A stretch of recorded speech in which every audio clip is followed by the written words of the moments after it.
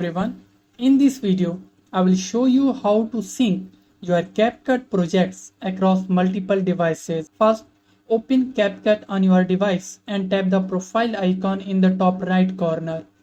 Log in using your preferred method, Google, Apple ID or Facebook.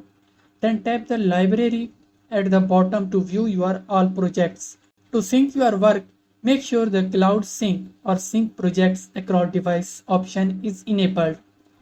Create a project and save your work regularly. Check for the cloud icon next to your project in the list to confirm it's saved to the cloud. Now, on your second device, log in with the same account. Look for the projects with the cloud icon and tap to download them to your current device.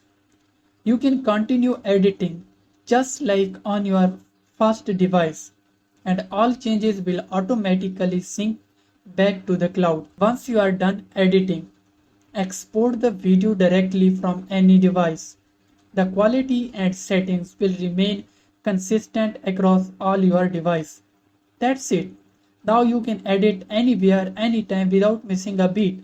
And I will see you in the next one.